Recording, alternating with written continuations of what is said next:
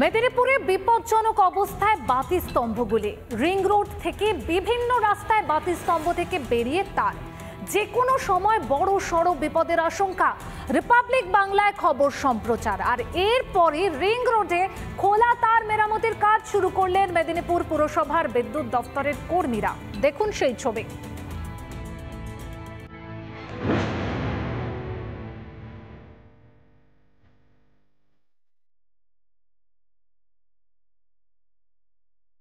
রাজ্যে খোলা তারের বলি হচ্ছে একের পর এক প্রাণ, কিন্তু তারপরেও হুঁশ ফিরছে কি সরকারের? ছবি তো এমন কথা বলছে না। মেদিনীপুর শহর জুড়ে যেন মৃত্যু ফাঁদ। আমরা এই মুহূর্তে দাঁড়িয়ে রয়েছি মেদিনীপুর শহরের রিং রোডে।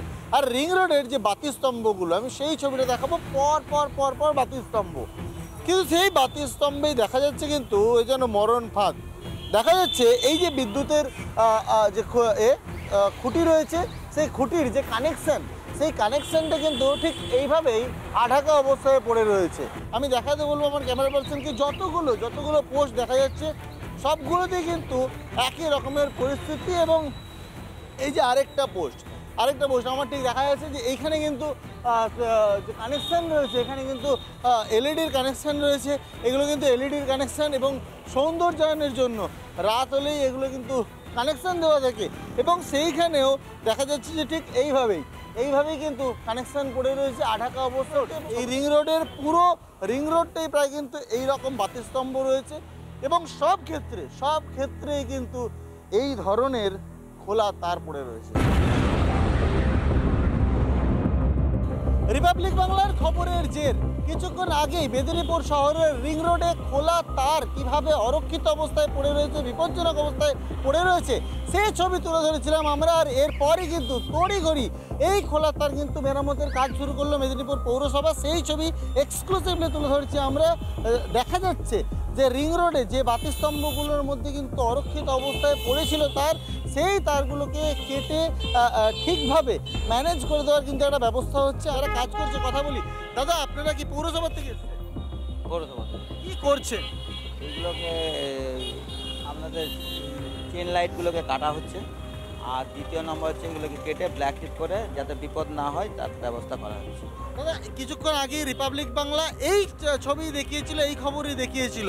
আপনারা কি পুরোটাই করবেন? হ্যাঁ, পুরোটা করব। কালকে আমাদের ক্যানিতলাটা কমপ্লিট হয়ে গেছে। আজকে এই এলআইসিতে পৌর প্রশাসনের থেকে নির্দেশ। হ্যাঁ, চেয়ারম্যানের নির্দেশে আমরা কাজ করব। সকালবেলায় আমরা দেখিয়েছিলাম যে অরক্ষিত অবস্থায় পড়ে রয়েছে রিং রোডের ওপরে বিভিন্ন জায়গায় খোলা তার। সেইটাকেই কিন্তু মেরামতির কাজ শুরু হলো মেদিনীপুর পৌরসভার তরফে, এবং গোটা রিং রোড জুড়েই কিন্তু এই কাজের নির্দেশ দেওয়া হয়েছে পৌর প্রধানের তরফে। এবার প্রশ্ন যে রিপাবলিক বাংলা চোখে আঙুল দিয়ে দেখানোর পরেই কি ঘুম ভাঙে প্রশাসনিক আধিকারিকদের? ক্যামেরা পার্সন মৃন্ময়ের সঙ্গে সুদীপ্ত, রিপাবলিক বাংলা, মেদিনীপুর।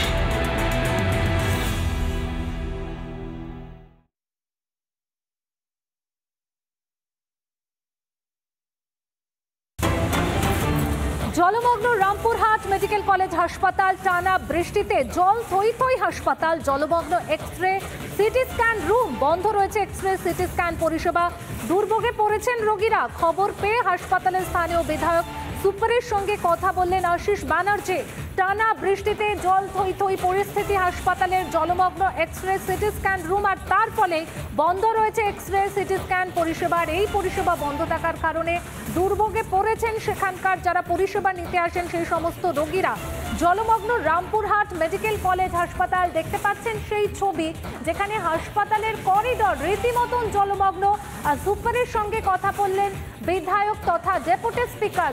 সুপারের সঙ্গে কথা বললেন তিনি সামগ্রিক পরিস্থিতি নিয়ে। টানা বৃষ্টির জের চরম দুর্ভোগের শিকার হচ্ছেন রোগীরা। তার কারণ রামপুরহাট যে মেডিকেল কলেজ হাসপাতাল রয়েছে সেই হাসপাতাল জলমগ্ন। চেয়ারম্যান স্যার আমাদের রুই কল্যাণ সমিতির চেয়ারম্যান, এবং তিনি দায়িত্ব নিয়ে যে কথাগুলো বলেছেন সেগুলো সবটাই সমর্থন করছি, এবং আশা করি দ্রুত আমাদের সমস্যার সমাধান হবে, সেই আশাই আছি। আমরা প্রস্তুত কাজ করার জন্য, মানুষের পাশে থাকার জন্য। এখানকার এক্স-রে বন্ধ হয়ে আছে, এখানে সিটি স্ক্যান বন্ধ হয়ে আছে। তো আমি আজকে নিজের চোখে দেখতে এসেছিলাম যে কি কারণে বন্ধ হয়ে আছে। এর আগে আমি যখন একবার এক্সরের ব্যাপার নিয়ে এসেছিলাম তখনও কিন্তু আমি এই বিষয়টা মানে আমার কাছে এসেছিলো এবং আমি সঙ্গে সঙ্গে কর্তৃপক্ষকে জানাই।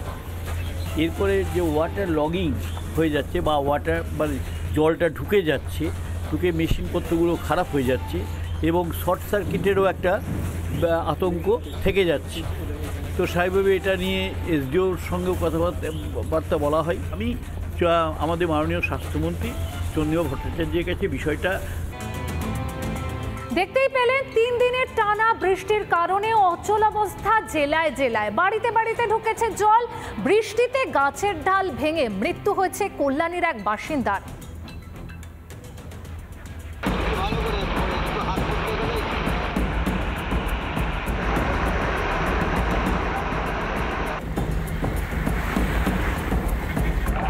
বৃষ্টিতে ভাসছে দক্ষিণবঙ্গের একের পর এক জেলা। ঘাটালে ঝুমি নদীর জলস্তর বৃদ্ধি, একাধিক গুরুত্বপূর্ণ রাস্তা জলমগ্ন। কচুরিপানার চাপে ভাঙল ঝুমি নদীর উপরে বাঁশের সাঁকো, সমস্যায় এলাকাবাসী। কালনার ঐতিহ্যবাহী লালচি বাড়ির মন্দিরও জলমগ্ন, নিকাশি ব্যবস্থা বেহাল থাকায় জল থই থই টেরাকোটার কাজে সমৃদ্ধ মন্দির চত্বর। আরও বৃষ্টি হলে মন্দিরের ভেতরেও জল ঢোকার আশঙ্কা। জলে ডুবেছে গুসকরা পুরসভার একাধিক ওয়ার্ড। কুনুর নদীর জল বেড়ে বিপত্তি, রটন্তী কালীতলাও জলমগ্ন। দীর্ঘদিন হয় না খাল সংস্কার, আর তাই হুগলির হরিপালে বিঘার পর বিঘা ধানি জমি ডুবে গেল খালের উপচে পড়া জলে। কি চাইছেন এখন আপনারা? আমরা চাইছি যে ডাকাতিয়া খাল পরিষ্কার হোক, আমাদের দেশ যেন ডুবো থেকে বাঁচে। ক্ষতি হয়েছে, সরকার থেকে কিছু দিক আমাদের ঘরে। ভারী বৃষ্টিতে জলমগ্ন নদিয়ার চাকদার একাংশ, নিকাশি ব্যবস্থা বেহাল হওয়ায় সমস্যায় বাসিন্দারা। জমা জলে প্রতিনিয়ত বিকল হয়ে পড়ছে একাধিক যানবাহন। কল্যাণীর গয়েশপুরে গাছের ডাল ভেঙে দুর্ঘটনা, বাড়ি ফেরার পথে নিহত এক মহিলা, আহত এক। কিসে যাচ্ছিল? বাইকে। কার বাইকে? মা কি করেন? লাগাতার বৃষ্টিতে আবারও জলমগ্ন দ্বারকেশ্বরের একাংশ। দ্বারকেশ্বর নদে লাগাতার জল বাড়ছে, আতঙ্কে নদীর পাড়ের বাসিন্দারা। নিজেদের বাড়ি ছেড়ে নদী বাঁধের উপর ত্রিপল খাটিয়ে তৈরি করেছেন অস্থায়ী বাসস্থান। টানা বৃষ্টিতে জলমগ্ন বসিরহাট শহর, 5টি ওয়ার্ডের একাংশে জমেছে জল। একাধিক এলাকায় বাড়ির ভেতরেও ঢুকেছে জল, বিপর্যস্ত জনজীবন। জল থই থই মালদহের হবিবপুরের আইহো পঞ্চায়েতের বক্সিনগর, বিবেকানন্দপল্লী, ভরপাড়া সহ একাধিক এলাকা। বেহাল নিকাশি ব্যবস্থার কারণে জমে রয়েছে জল, পানীয় জলের কলও জলের তলায়, ফলে চরম ভোগান্তি স্থানীয় বাসিন্দাদের। টানা বৃষ্টির পর যেদিকেই চোখ যায় সেদিকেই জল, রাস্তাঘাটে ব্যাহত যান চলাচল, নিত্য কাজকর্ম করতেও বেগ পেতে হচ্ছে মানুষকে। ভোগান্তিতে রাজ্যবাসী। রিপাবলিক বাংলা। 3 দিন ধরে টানা বৃষ্টি, জেলায় জেলায় জল বেড়েছে বিভিন্ন নদীর, আর সেই জলের তোড়ে একাধিক জায়গায় ভেঙেছে ব্রিজ। সেতু ভাঙায় ভোগান্তিতে ঝাড়গ্রাম, বাঁকুড়া ও উলুবেড়িয়ার বাসিন্দারা। একদম যোগাযোগ বিচ্ছিন্ন হয়ে পড়েছে বিভিন্ন গ্রামের।